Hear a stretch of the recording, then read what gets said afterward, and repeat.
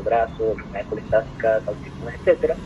Si no se trata a tiempo, va a generar una cirrosis, que en principio es una cirrosis compensada, pero si esta no se termina de tratar o no se trata completamente, pues va a generar descompensación y posteriormente muerte, con medias de sobrevida que cambian drásticamente y que nosotros llamamos cirrosis descompensada básicamente a todo paciente que presente hemorragia varicela, ascitis y encefalopatía. Y aquí el principal conductor de este paso de cirrosis compensada descompensada es lo que nosotros llamamos hipertensión portal clínicamente significativa, que en cirrosis compensada puede presentarse como una hipertensión portal leve o puede presentarse como hipertensión portal clínicamente significativa con presencia de varices o sin presencia de varices, o con una elastografía hepática mayor a 25 kilopascales, por ejemplo, con conteo de plaquetas menor a 150.000, que son marcadores indirectos de hipertensión portal clínicamente significativa.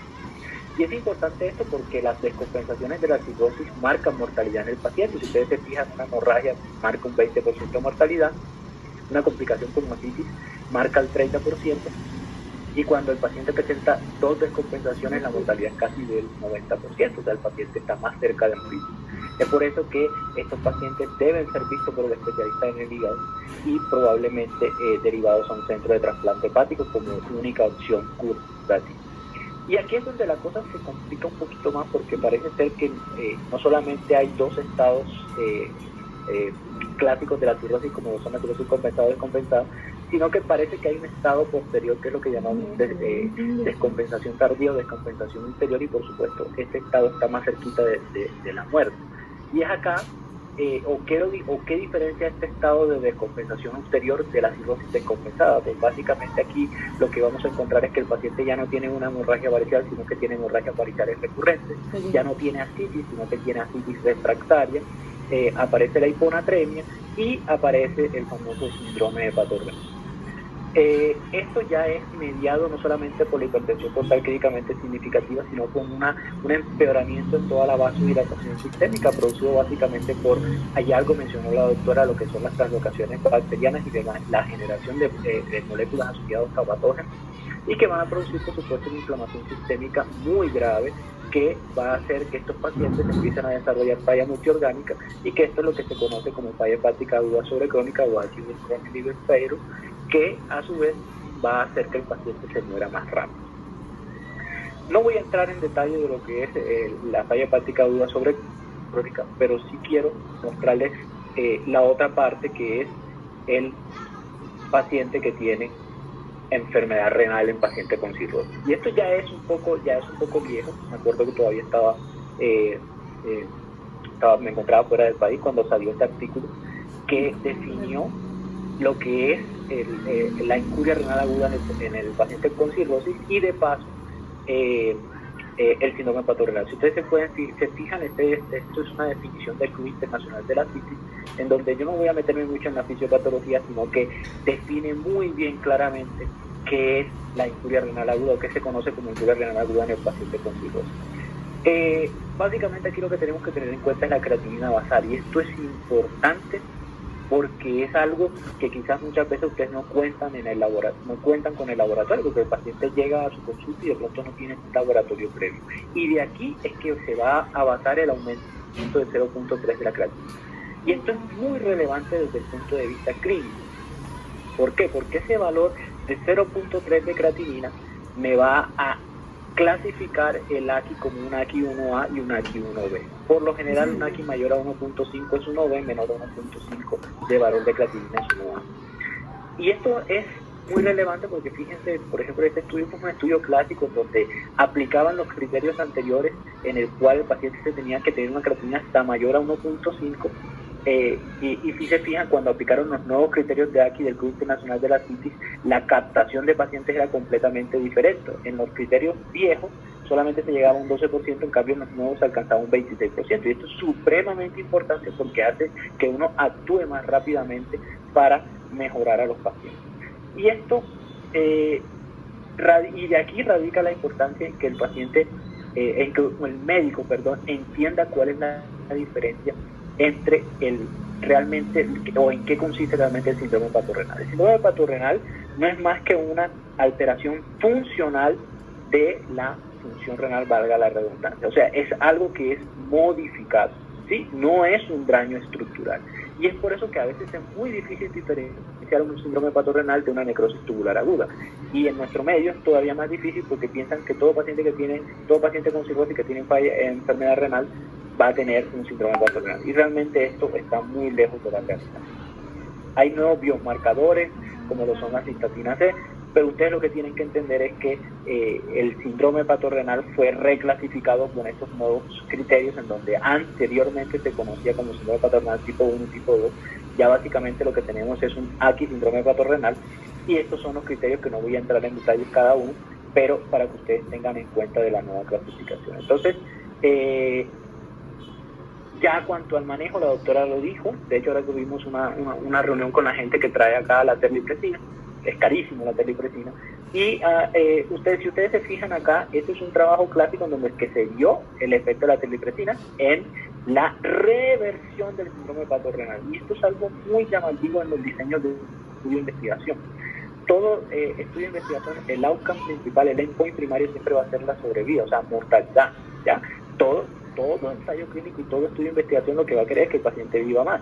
Pero coincidencialmente no, sino llamativamente en estos pacientes, en este estudio de investigación, la terlipresina, el endpoint primario no era la sobrevida del paciente, sino la reversión del síndrome hepatorenal. Y esto tiene una explicación muy lógica. Todo paciente con síndrome hepatorenal o se trasplanta o se muere. O sea que estos pacientes realmente deberían estar vistos por un hepatólogo y en un centro de trasplante. Y como mencionó la doctora, uno dice hasta 14 días de tratamiento de terlipresina, y uno dice, bueno, pero ¿y de dónde salió eso? Muy sencillo para la doctora. Si ustedes se fijan en nada en hepatología ni en medicina salazar, todo es basado en estudios de investigación. Ustedes tienen que ir haciéndose cancha en esto, porque es lo que van a ir viendo de aquí en adelante. Si ustedes se fijan, aquí esto lo que va indicando la barrita en negro es la respuesta al tratamiento. O sea, si yo estaba en el día 2, por ejemplo, al día 3 hay una respuesta, pero se vio viendo la respuesta al día 4, al día 5, al día 6, al día 7. O sea, hasta el día 14 puede haber respuesta al tratamiento con la terlipresina. O sea, eso que mencionó la doctora, que había que bajar la creatinina al 50%. Entonces, eso es supremamente importante y muy digamos, que tenerlo a la mano es algo bastante, o que lo sepan es algo bastante importante. Y ya para finalizar, yo quería mostrarles lo tenía abierto acá. Este es el artículo de revisión que mencionó la doctora. No sé si están viendo mi pantalla, ¿lo están viendo? Sí, doctor. Ok, perfecto. Entonces, fíjense cómo esta es una revisión hermosa de injuria renal aguda en el paciente con cirrosis. O sea, básicamente no tenían que hacer nada el médico que puso esto. Pero sería interesante ver de dónde sacó el artículo, porque es un artículo que no está para descargar, no está, digamos, gratis ni para descargar muy fácil, por así decirlo. Entonces, de la base de datos de la Universidad del Bosque, de la biblioteca. Bueno, está bien, sí, por eso te digo, o sea, yo porque tengo una suscripción a New England, entonces fíjense que aquí aparece mi nombre, pero no es sencillo descargarlo porque está, digamos, habría que pagar.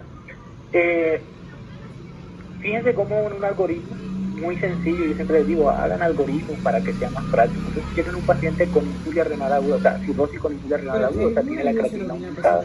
Recuerden que la creatinina no es un buen biomarcador, es un mal biomarcador para el paciente con cirrosis. Pero es lo que tenemos, porque es barato. Entonces, cuando un paciente tiene injuria renal aguda y cirrosis, uno lo que tiene que tratar es de buscar que no tenga algo que pueda causar esa injuria renal, como nefrotóxicos, diuréticos, que esté hipovolémico por diarrea, etcétera.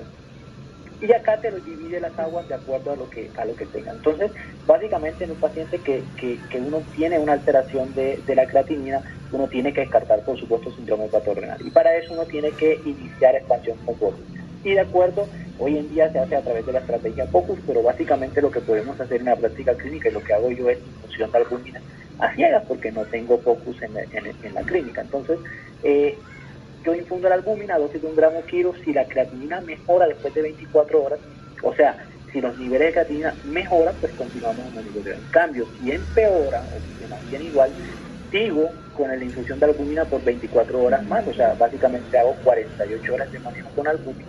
Si esta mejora sus niveles, pues continúo monitoreando. Si definitivamente no mejora después de 48 horas de infusión de albúmina, yo hago empiezo a meterme en dos conceptos que puede ser, o el paciente tiene una necrosis tubular aguda, o sea, un daño estructural del riñón, o tiene un AKI, síndrome hepatorenal, que es un daño funcional del riñón. Y ojo, doctores, que esto es supremamente importante, porque en la práctica clínica ustedes lo único que van a ver es una creatinina que no mejora, ¿ya?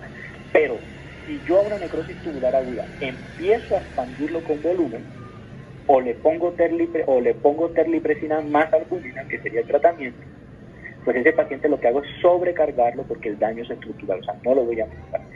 Y al revés, si yo tengo un síndrome hepatorenal y yo no, aquí digamos en la necrosis tubular aguda el tratamiento van a ser diuréticos y probablemente diálisis. En cambio acá, si yo a este paciente, porque aunque no lo crean, la respuesta desafortunada del médico general hoy en día es que si el paciente no orina, le pone un diurético, un procedimiento, entonces empiezo a darle diuréticos, o sea, a hipoperfundirlo más y a dañar más ese riñón, pues obviamente voy yo a ocasionarle seguramente la necrosis tubular aguda del daño estructural. Entonces, fíjense cómo es importante tratar de diferenciar estas dos cosas, porque el tratamiento es totalmente diferente. En uno voy a administrar terlipresina y albúmina y en el otro probablemente diuréticos y seguramente irá a diálisis. Entonces, eso es lo que yo les quería comentar rápidamente. ¿Tienen alguna duda, alguna pregunta?